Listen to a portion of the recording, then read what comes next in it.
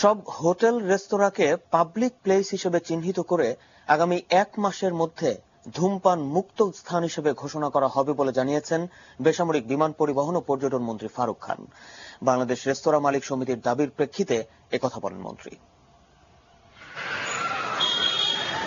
2005 সালে পাশ হওয়া তামাক নিয়ন্ত্রণ আইনে পাবলিক প্লেস যেমন শিক্ষা প্রতিষ্ঠান, বাস ও ট্রেন স্টেশন, সরকারি ও বেসরকারি প্রতিষ্ঠান সহ প্রজ্ঞাপনে উল্লেখিত স্থানে ধূমপান নিষিদ্ধ করা হয়। তবে সেই আইনে হোটেল রেস্তোরাঁকে ধূমপান মুক্ত স্থান হিসেবে ঘোষণা করা হয়নি।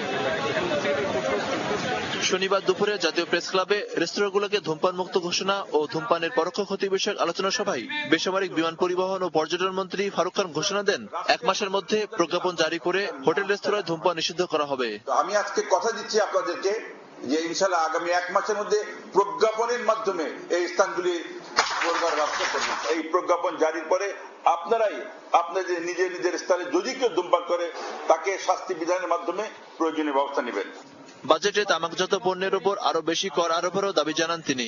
সিগারেটের উপরে শুল্ক বাড়ানো হয়েছে, তবে আমি আপনাদের সাথে একমত যে শুল্ক যে পরিমাণ বাড়ানো হয়েছে সেটা যথেষ্ট নয়।